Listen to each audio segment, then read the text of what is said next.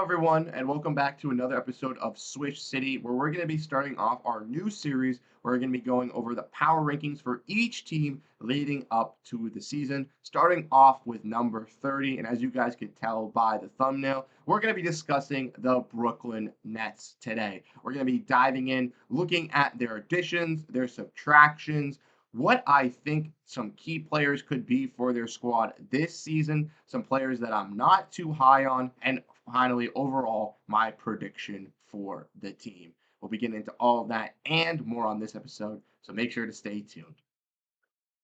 So, like I was saying in the introduction, the Brooklyn Nets are my bottom team in the NBA. I think they will have the worst record out of all 30 teams, and it is kind of self explanatory and a reasonable thing to think so. Obviously, as we know, the Nets got rid of their best player in Mikal Bridges this offseason, trading him to the Knicks, and didn't make any big star acquisitions. They're a team who got back their picks for their future so they can fully tank, fully embrace it, and try to get their youth core moving. So let's look at some of the additions and subtractions that this Nets team made this off season. This is courtesy of ESPN. As we can see, the Brooklyn Nets had three major re signings this season where they signed Nicholas Claxton back on a new deal. They also brought back Keon Johnson and Trendon Watford, who I think could be nice key pieces for this squad. Nick Claxton obviously being their centerpiece at that center position. A lot of teams were coveted to look at him. He chose back to go to Brooklyn. Trendon Watford's another young name that had some nice runs on the Blazers, and I think could be a nice contender or contributing piece for this Nets young team, similarly alongside Keon Johnson. Now, like I mentioned earlier, they did have some key departures. They did get rid of Mikal Bridges and trading him to the New York Knicks. And in doing so, they had to get rid of Keita Bates Diop as well.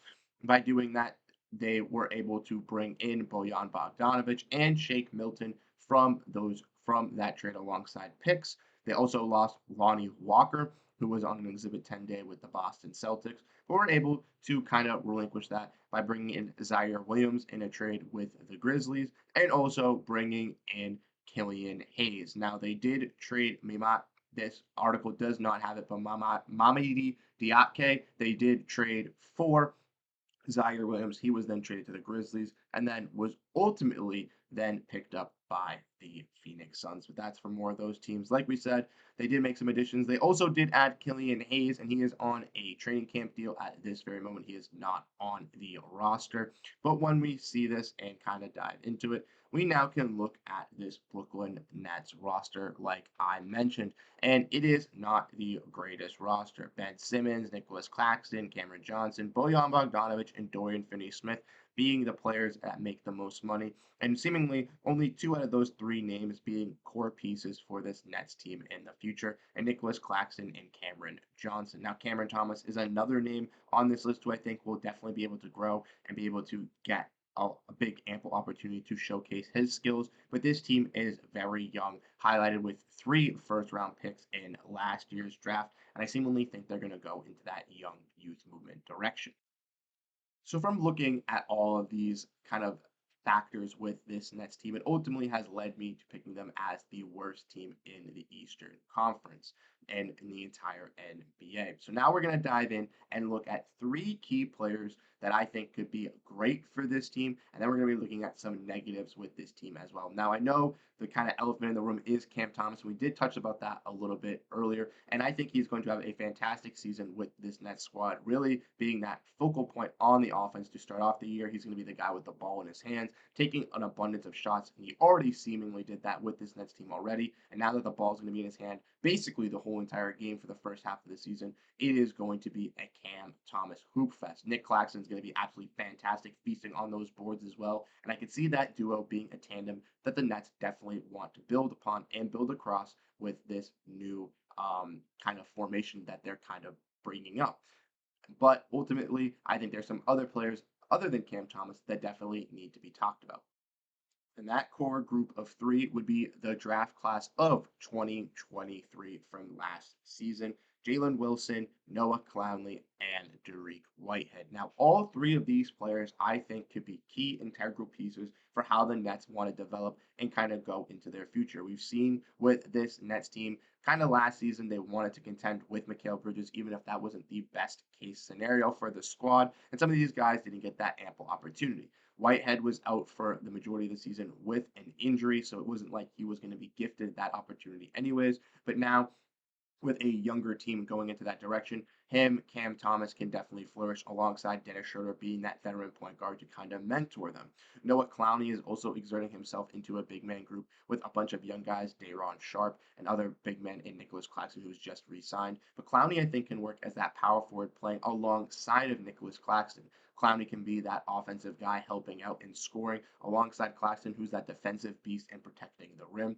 And Jalen Wilson coming over from Kansas has a lot of talent that could be distributed for this Nets squad. Arguably the best player out of all of these three in that small forward position. And with the Nets giving up Mikal Bridges, they do have a hole at that small forward position that I think could be definitely exploited by some of these young players. One of them being included in Jalen Wilson. And the next player also that I think can kind of fight into that room and kind of succeed as well is also Zaire Williams. Like I mentioned, he was acquired in that trade from Mamadi Diakite, which I think was a good move for the Brooklyn Nets. The Nets were also interested in Isaac Okoro, who I believe they could not get a deal done due to the fact that the Cavaliers didn't have any matching contracts that they would like to take back for a deal they were willing to give up in Isaac Okoro. So the Nets kind of pivoted and looked in a different direction and looked at wing Zaire Williams, who hasn't really been able to grow, maybe because of injuries or just not having the right spot in Memphis to kind of flourish at that three position, especially with Memphis having an abundance of injuries this season and already growing wings in Vince Williams Jr. and G.G. Jackson. The writing was on the wall for the former lottery pick, and I think the Nets are a perfect rehabilitation center for a player like this. The Nets are a team where there are no expectations. You're expected to be bad, you're expected to grow, you're expected to want to flourish. And for a player in Zaire Williams who definitely wants to rebuild a part of his career and kind of find his way into the NBA as a key role player, this is the spot to do so, to either find yourself into stardom or to find yourself into a key role, either with the Nets or for another team in the future once the Nets get an abundance of young talent. Similar for a player like Nazir Little, I think Zaire Williamson will very benefit in being in this type of scenario, and I think Nazir Little should be eyeing for that type of scenario as well. Now, when looking at players that the Nets have that I don't necessarily like, there's not a lot of kind of players to really look at because they have a lot of up and coming talent that does look young and promising. But there are some veterans on this team that I don't necessarily think should be on here.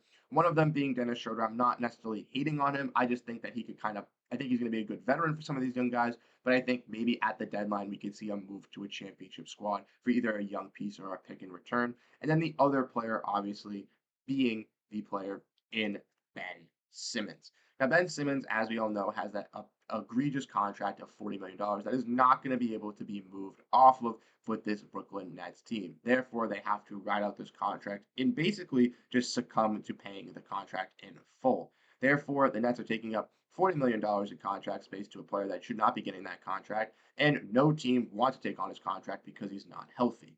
Well, as we all know, the Ben Simmons videos of him working in the gym have already started to surface the internet on Twitter. So, as we all know, Ben Simmons himself is ready to go, and the NBA offseason is officially over. The season is getting into full motion because we're already seeing those clips of Ben Simmons out there.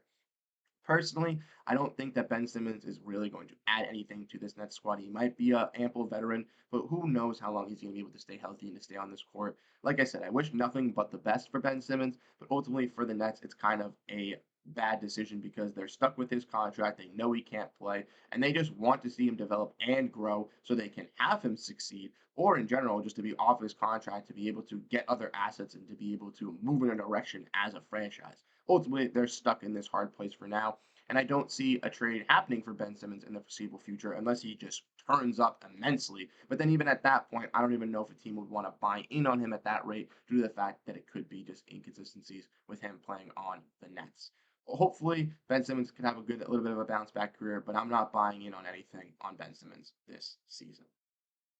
So with going over, obviously, their additions, their subtractions, who I like on this Nets squad to really be a nice needle mover and who I dislike, we're going to go over the Nets prediction for next season. Now, like I've said, I think they're the worst team in the NBA. They're going to be 15th in the East.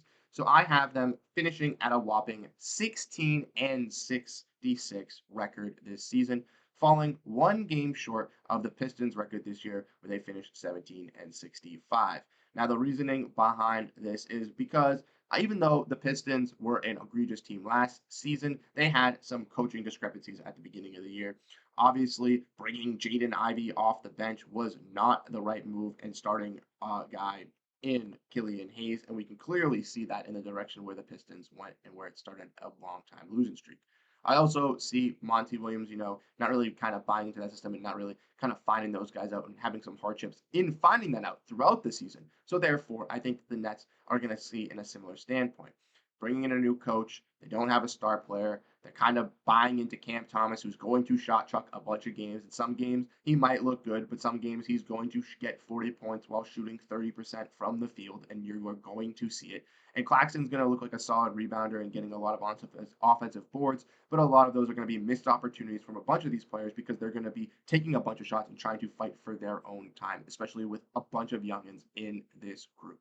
That's why I think they will have a worse record than the Pistons. The Pistons did have some guys that were fundamentally sound and had more guys that were under contract at this point. And even though the Nets do have some veterans in Schroeder, in Ben Simmons, in Bojan Bogdanovic, ultimately, I think that this team is going to fall short and have a worse record than the Pistons last season. But let me know what you guys think down below in the comment section. How do you guys feel about my ranking of the Brooklyn Nets? Do you think at rank 30 they are the 30th, or do you guys think I ranked them too low? They're going to be a little bit better than rank 30. Like I said, let me know what you guys think down below. I appreciate all your comments, all your guys' feedback on all these videos as I'm starting to revive the channel and get it back going. I want to have it going throughout the entire NBA season alongside my other channels. So if you guys do appreciate and show the support, once again, I appreciate every single one of you.